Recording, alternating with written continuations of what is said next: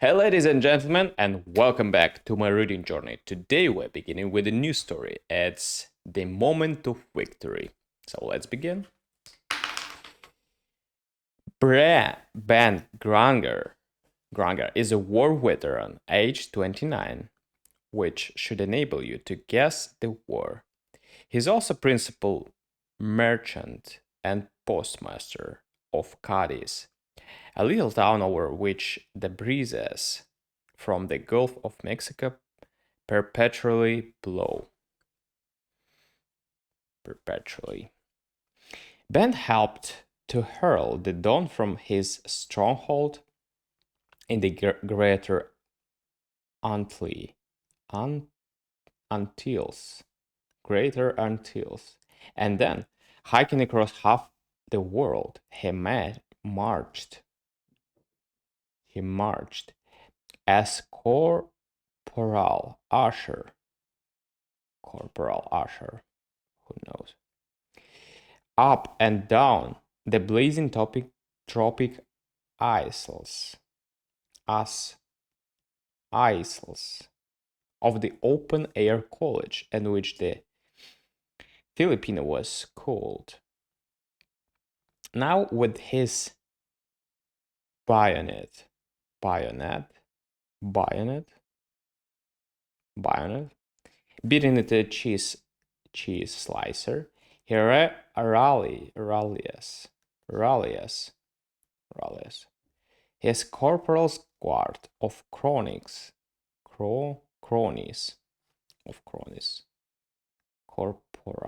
guard of cronies, in the shade of his well-wittened porch, instead of the matted jungles of Mindanao.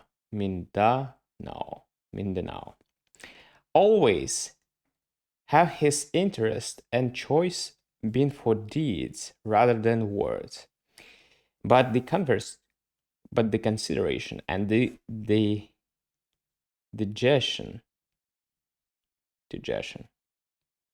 of motives is not beyond him, as this story, which is his will attest.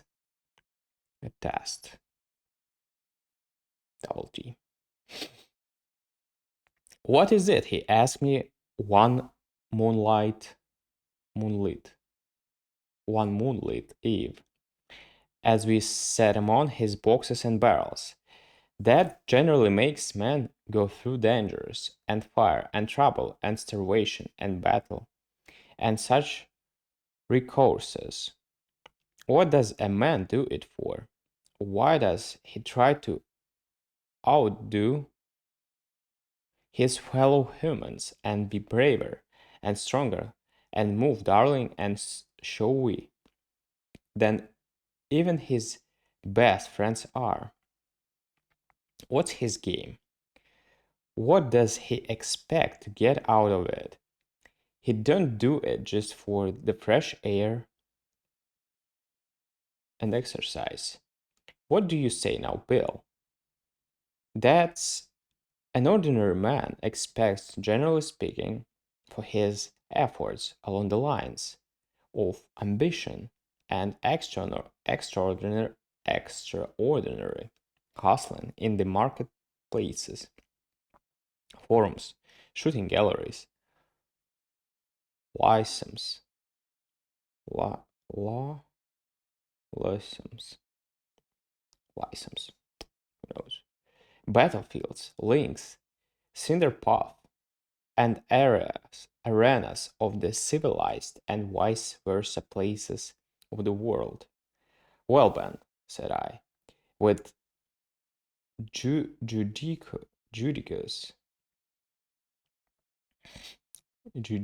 seriousness, I think we might safely limit the number of motives of a man who seeks fame to three: to ambition, which is a desire for popular applause; to avarice, which looks to the material side of success; and to love of some woman whom he either possesses or desires to possess.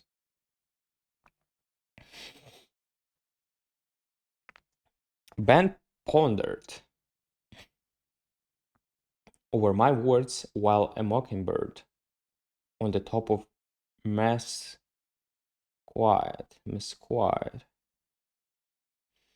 by the porch trilled a dozen bars. I reckon, said he, that you diagnosis about covers the case according to the rules laid down in the copybooks and historical readers. But what I had in my mind was the case of Willie Robbins, a person I used to know. I'll tell you about him before I close up the story, if you don't mind listening. Willie was one of our social setup in San Augustine. I was clerking there then for Brady and Murchison, who sell wholesale dry goods and ranch supplies. Willie and I belonged to the same German club and athletic association and military company.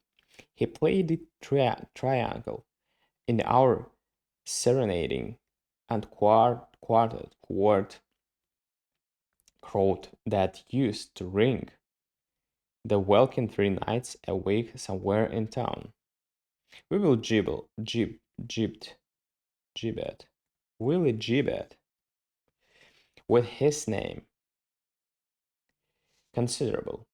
He about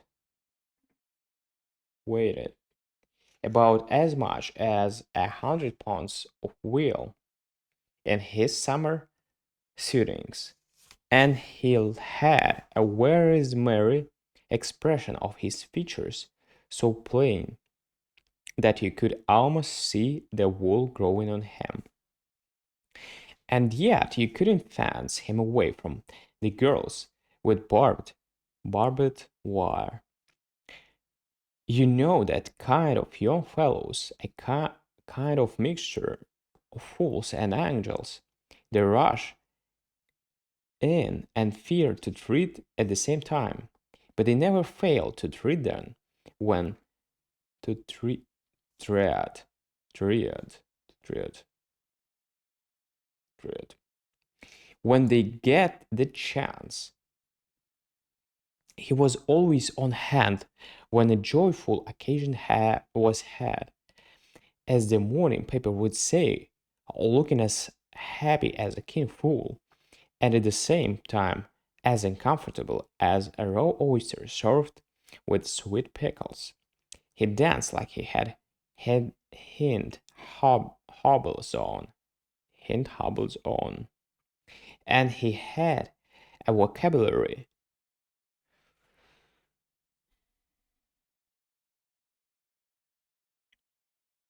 of about 350 words that he made stretch over our Germans a week, and plagiarized from to get him through 2 ice cream suppers and a Sunday night call. He seemed to me to be a soft of a mixture of Maltese kitten, sensitive plant, and a member of a stranded stranded two orphans company. I'll give you an ensure of his psychological and pictorial makeup, and then I'll spurs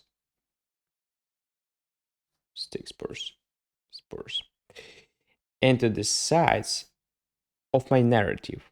Willie, Willie included to the Caucasian in his coloring and manner of style. His hair was opal, opalescent, opalescent, and his conversation fragmentary.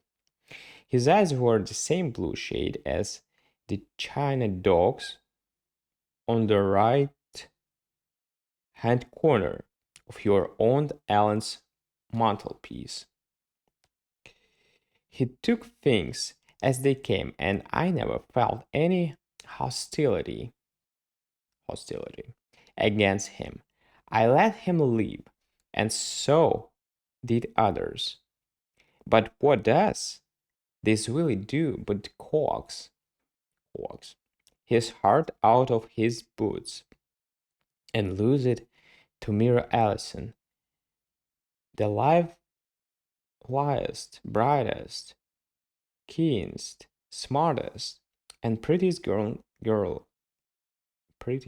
in San Augustine. I tell you, she had the black blackest eyes, the shiniest curls, and the most tantalizing. Oh no, you're off. I wasn't a victim. I might have been, but I knew better. I keep it out. Joe Granbury was it from the start. He had everybody else beat a couple of leagues and thence east to stake and mount. But anyhow, Mir was a 9 pound full merino flap full clip fleece. Full merino full clip fleece. Saked and loaded on the 4 house team for St. Anthony. One night there was an ice cream sociable at Mrs. Colonel Spragging's in St. Augustine. We fellows had a big room upstairs open up for us to put our hats and things in and to comb our hair and put on the clean collars we brought along inside the sweet bands of our hats. In short, a room to fix up in just like they have everywhere and at high tone doings.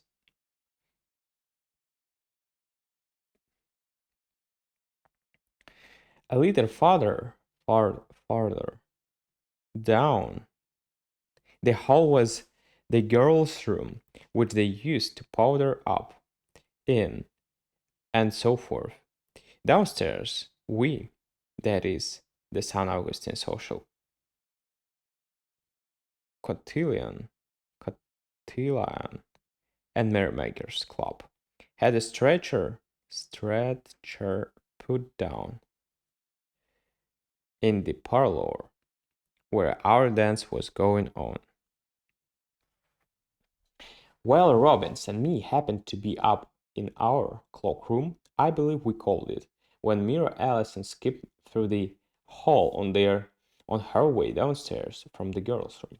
Willie was standing before the mirror, deeply interested in smoothing down the blonde grass plot on his head, which seemed to give him lots of trouble. Mira was always full of life and devilment. Devilment. She stopped and stuck her head in our door. She certainly was good looking, but I knew how Joe Granbury stood with her. So did Willie. But he kept on buying after her and and following her around. He had a system of persistence that didn't coincide with pale hair and light eyes. Alright, guys, that was the first part, and see you tomorrow on the second one. See you. Bye.